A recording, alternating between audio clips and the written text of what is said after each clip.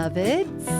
And for those catching this later online, we are glad you're joining us, and we invite you to be with us in person very, very soon. So today we are continuing on our series. And what is the series? It is The Hero's Journey, a Spiritual Quest. And this series is drawing inspiration from the work of Joseph Campbell, and we're exploring how his ideas align with unity teachings, our spiritual unity teachings.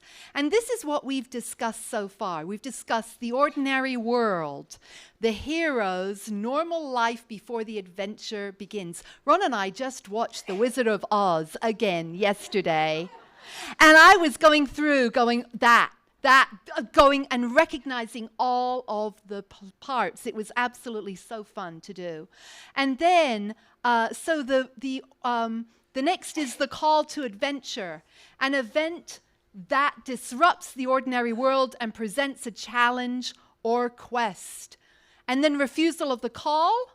Initially, the hero may be reluctant to leave their comfort zone. Then meeting the mentor. The hero encounters a wise figure who provides guidance or aid. And in The Wizard of Oz, that is... Yes, and crossing the first threshold, none shall pass. The hero commits to the adventure and enters the special world, tests allies and enemies. We did that last week. And today we're going on to two crucial next stages of the hero's journey: the approach to the inmost cave and the ordeal. And we'll look at these stages through both Joseph Campbell's work and our unity philosophy. So buckle up, because this is intense stuff today. All right, so we're going to begin with, let's say it, the approach to the inmost cave. Now, don't worry if you're not spelunking fans, because we're talking about metaphorical caves here. And in Joseph Campbell's journey, this is the stage where the hero gears up for the big showdown. It's like the calm before the storm, the deep breath before the plunge. But it's not just about polishing swords or practicing magic spells. It's a time of serious reflection and preparation. And in storytelling, this often looks like heroes preparing to sneak into the villain's lair, or traveling to a scary, dangerous place, or a moment of, okay, team, here's the plan, before the big battle. Now, in The Wizard of Oz, we're all familiar with that, so that's why we've been using that as a metaphor. Think about Dorothy and her pals. Yes! That's it. The Scarecrow, the Tin Man, and the Cowardly, the Lion, right? And as they approach the Emerald City, the inmost cave, remember they just fell asleep. Where did they fall asleep? In the field of poppy sleep. Yes, so they've woken up, it was snowing, and they are now awake. And they faced some tests. They've made some friends, and now they're getting ready to meet the big bad, or so they think. Who? The wizard, yes. So let's relate this for a moment to something else. Jesus' inmost cave is his prayer in the Garden of Gethsemane, the night before his crucifixion. Because he knows what's about to happen, and he's struggling with carrying out his mission, and he prepares for what is to come. Then Jesus went with his disciples to a place called Gethsemane and said to them, "Sit here while I go over there and pray." He took Peter and the two sons of Zebedee with him and began to be sorrowful and troubled. He said to them, "My soul is overwhelmed with sorrow to the point of death. Stay here and keep watch with me."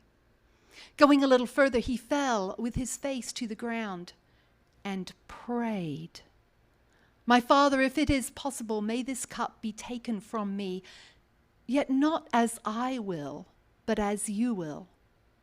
Then he returned to his disciples and found them sleeping. "Couldn't you men keep watch with me for 1 hour?" he asked Peter. "Watch and pray so that you will not fall into temptation. The spirit is willing, but the flesh is weak."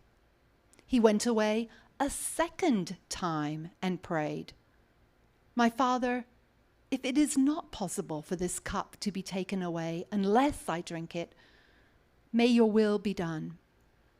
When he returned, he again found them sleeping.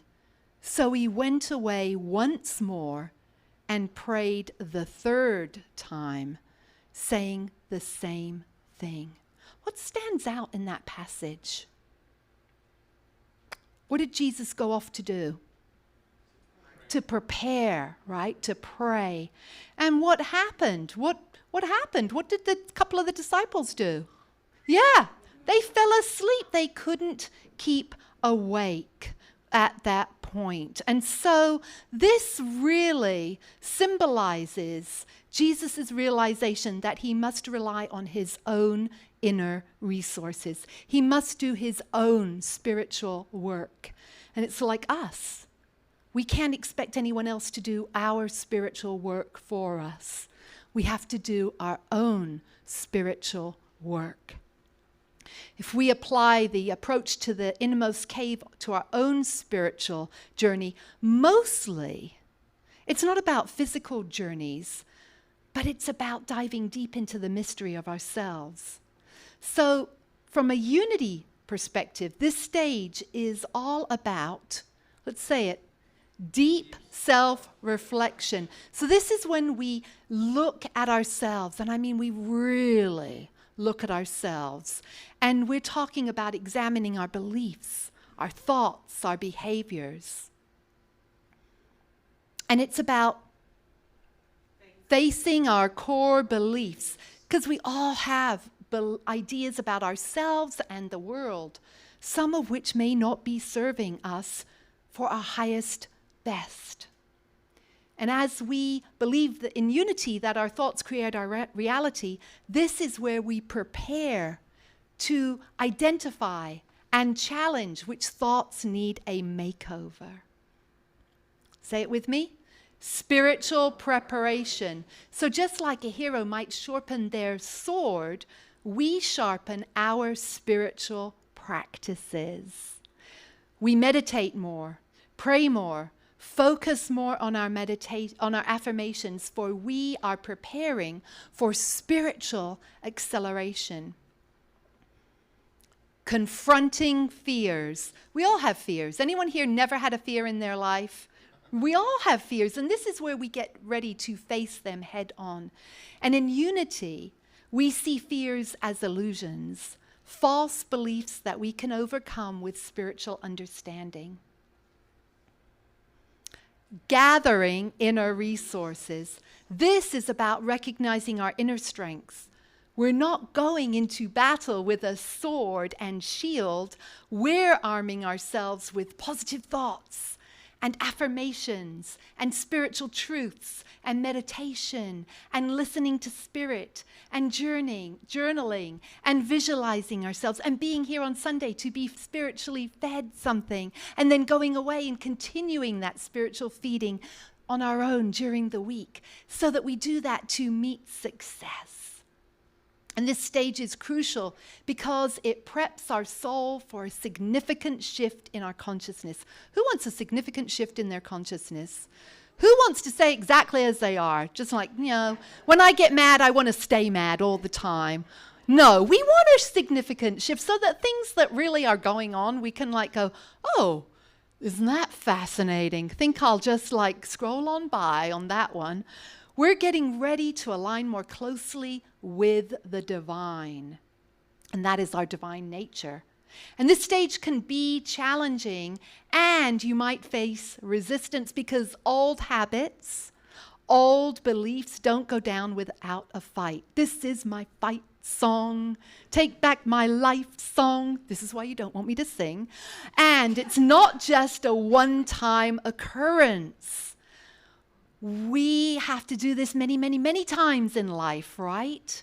It's this hero's journey, this spiritual quest. It's not just like, I did it, I'm done. No, it's a continual thing. Linda Park Fuller, who's not here this week because she's in California, said she was getting new carpet put in, and it was kind of a hero's journey. She'd had that carpet for like many years, and she was kind of attached to it. And then it was like, what about all the upheaval that I'm going to have to go through with it? I got to move everything, and then am I going to like the new floor? So we go through this again and again in our life. And so just one other thing, if you'd like some support during this, I'm available for spiritual counseling and coaching. So in both Campbell's hero's journey and in Unity, the inmost cave is about preparation. It's about getting ready, gathering strength, physical, mental, and spiritual for the challenges ahead. And it's recognizing that sometimes our growth relies on us facing our deepest fears and challenges. So the next time you feel like you're gearing up for a big change in life, remember, you're not just facing a challenge. You're approaching your inmost cave. You're preparing for transformation. And just like every hero in every story, you have the strength to face whatever lies ahead. As Joseph Campbell said, read this together. The cave you fear to enter holds the treasure you seek. Ooh, isn't that great? The cave you fear to enter holds the treasure you seek. So now we're going to move on to the next part. Oh boy, we were getting ready for it, and now here it comes. So we were getting ready, and it's the ordeal. This is where the hero faces their greatest challenge.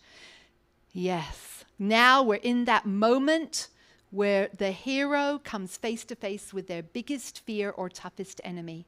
Think Luke Skywalker confronting Darth Vader. Or it's intense, it's dramatic, and it's absolutely crucial to the story. In The Wizard of Oz, the ordeal is where Dorothy and her pals see the flying monkeys. No, it's not that, but that's part of it. Those things are horrific. But it is actually where they face off against the wicked witch in her castle. They're facing their greatest fears. Dorothy gets captured, and her friends have to step up to save her. And of course, we get that iconic moment from the Wicked Witch. Y'all can say it with me. I'm melting. Oh. What a world, I think she says. What a world, I'm melting. And then poof, she's gone. That is classic ordeal stuff. But the ordeal isn't just about the external conflict. Campbell emphasized that it's really about the internal struggle. It's where the hero proves their growth and comes out transformed on the other side. A symbolic death and rebirth, resurrection. For Jesus, it's the crucifixion before the resurrection.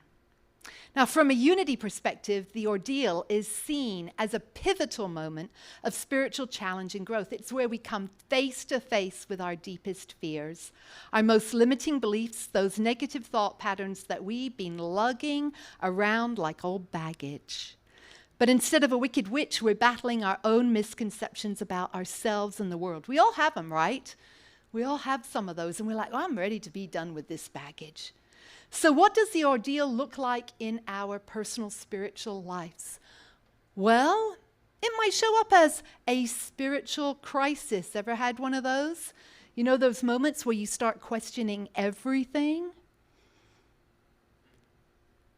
When your faith is really put to the test? Or it might show up as confronting core limiting beliefs. When you finally face that little voice in your head that says, I can't. Sounds like I'm melting. I can't. Or, I'm not worthy, when you face it head on and you say, yes, I am. This is time to say to that voice, oh, really? Just watch me. Letting go of the ego, releasing our attachment. This is big. Releasing our attachment to who we think we are and allowing our true divine nature to emerge. Or more, who we think we should be. And allowing our true divine nature to emerge. That's scary, but it's so liberating. And then we get to the alchemy of transformation. So in Unity, we believe that in turning lead into gold, metaphorically speaking, of course, wouldn't that be good if we could really do that? Think of how rich we could all be, oh my goodness, and where we could donate all that money. But the ordeal is where we transform our struggles into spiritual gold. Oh, we finished with the Olympics, but yes, it's kind of like that. So how do we handle our own ideal? By confronting those parts of ourselves we'd rather not look at. Oh, we've all got them, don't we? We've all got parts of ourselves that we're like, oh, I don't like that part of myself. I want to look at that and make it more. Yes, thank you for affirming that I have that part of myself as it falls on the floor. But we do it by affirming our divine nature with statements like, let's say this, I am one with spirit, and through this challenge, I grow in wisdom and strength. By staying mindful, observing our thoughts and emotions without judgment, that's how we go through this. By reframing and choosing to view our challenges as opportunities. By asking, this is big, right here. Who's ever had a challenging situation in their life, right? Everyone. And asking this question, what is this situation here to teach me? What am I to learn from this situation? How am I to grow? I don't really like teach so much. I probably should have said, how am I to grow through this situation? How am I to grow through this situation? How am I to evolve into my most loving, kindest self? So remember, when you face a challenge, it's important to visualize yourself overcoming that. And remember, you're not just confronting a challenge, you're on your own hero's journey, confronting your own inmost cave and preparing for that ordeal. So it's like, oh, I don't want another one. But think of the times where you've gone through it. You've gone from the inmost cave, you've gone through the ordeal, and you're on the other side. How do you usually feel?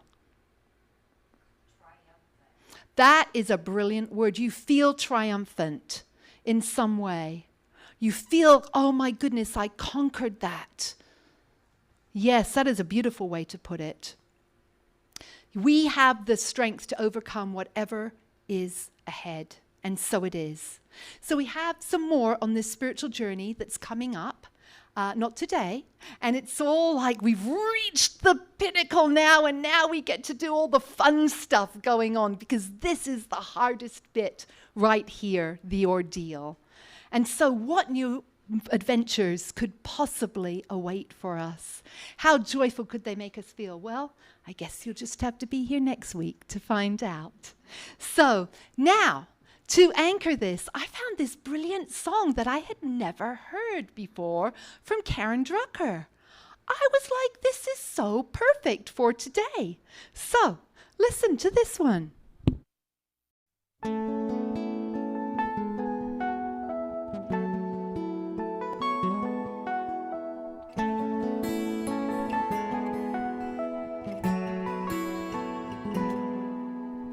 If I just show up, be open to surprise, there could be miracles right before my eyes.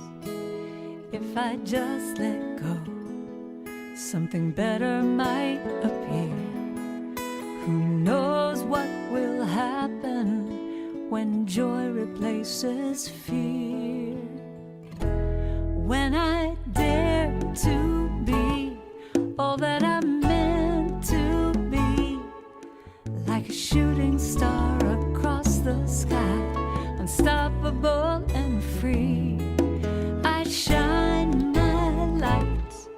I turn darkness into light. When I dare to be brave. When I dare to be brave.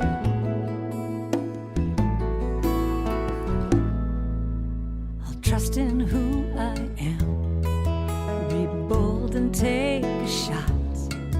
Who knows what will happen when I give it all I got? Even when I'm scared, I'll step into the ring. I've got so much to offer with the gifts that I can bring. When I dare to be all that I'm meant to be, like a shooting star across the sky, unstoppable and free. I shine my light, I turn darkness into light. When I dare to be brave. Oh, I'm brave.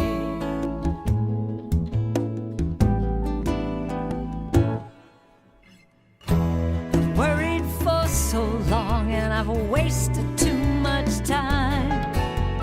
But now I'm ready to take a chance and claim what is mine.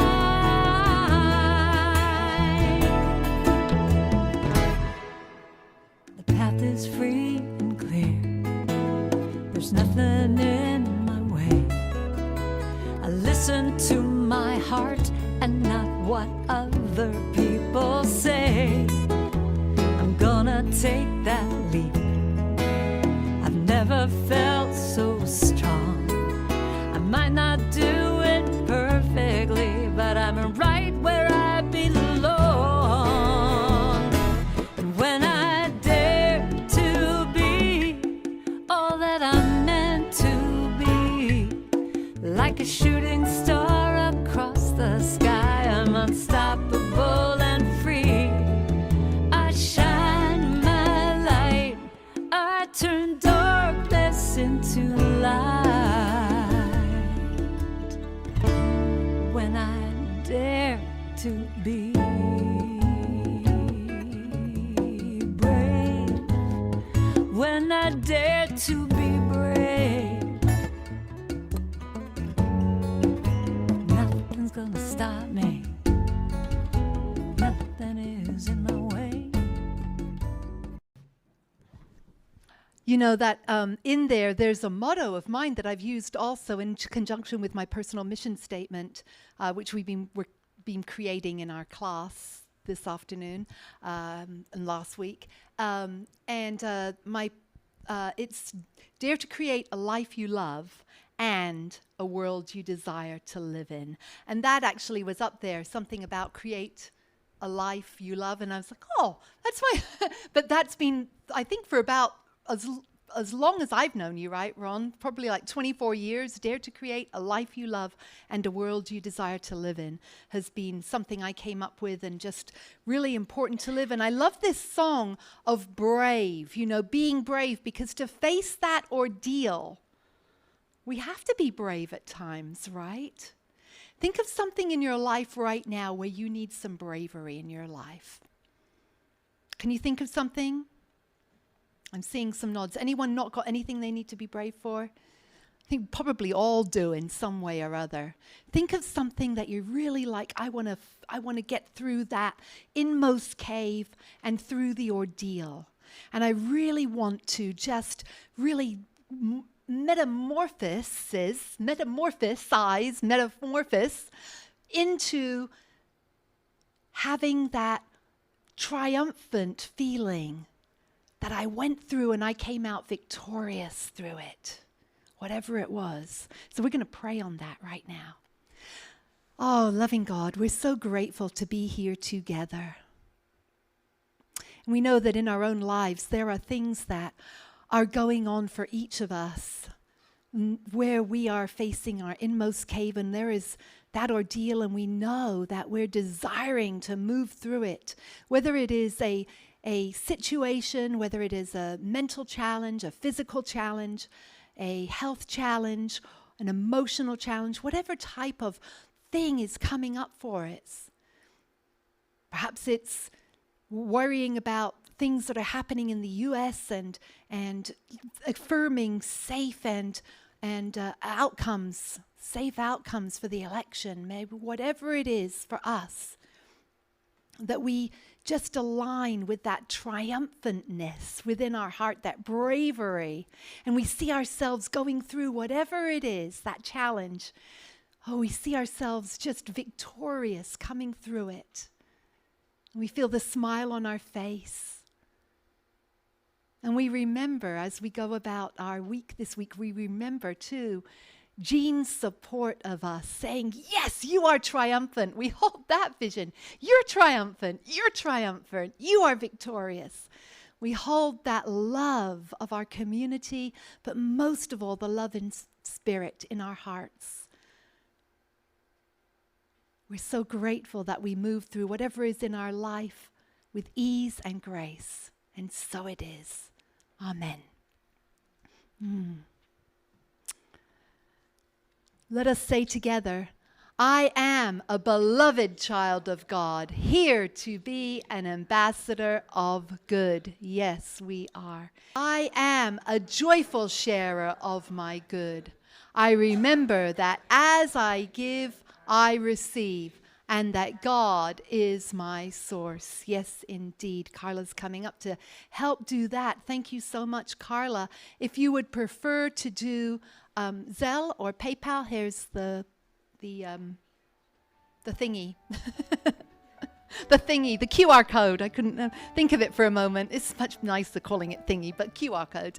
And take your blessing. Know that it is multiplied to you a bazillion-fold back. We are so grateful, Divine Spirit, for the gifts that we receive. We're so grateful for the abundance that we have in our own lives. We know that we are blessed in so many ways. We have roofs over our head. We have food to eat. We're so grateful. We're so grateful to support our community. Thank you, Divine Spirit. And so it is. Thank you, Carla and Kent. And we bless these gifts. Thank you.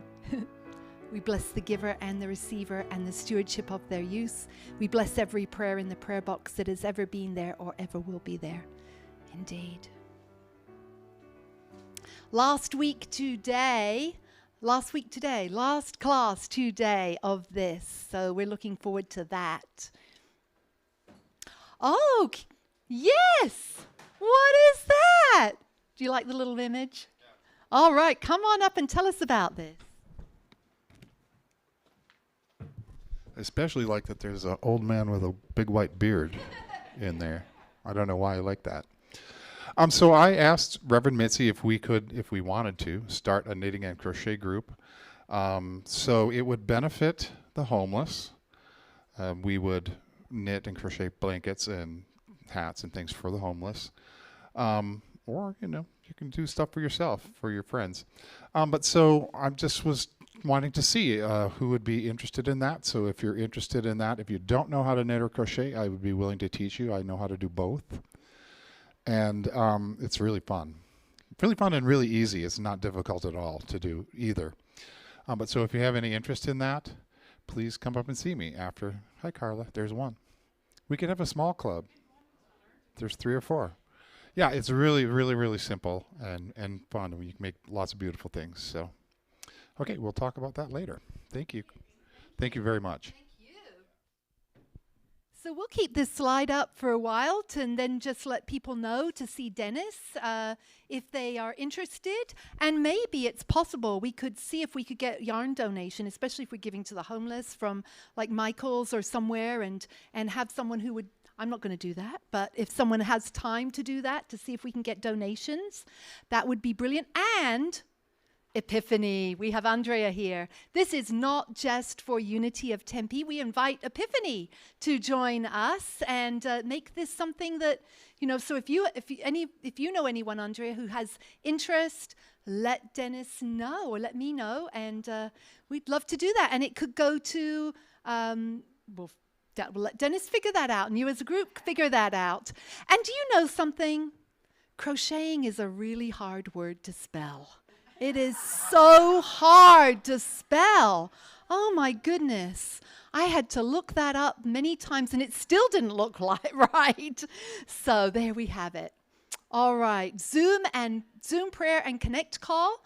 That's Thursdays at 10 a.m. Again, not limited to Unity. So if anyone wants to join us on Thursdays at 10 a.m., let us know. Or if you have friends that would like to join us, let us know. We will give you a link or get you on our email list so you can be on that call. We love that time. It's a small group, but we're very faithful and loyal, and we are deeply invested in our prayer and connection time. Our intentional collection for Matthew's Crossing is coming up next Sunday. So if you have any goodies to bring in, bring those in. And one other thing before we move on from there, if anyone could use a folder or a binder here, we've got a lot up here and we're getting more. You can take them. You can take one or two or whatever you need.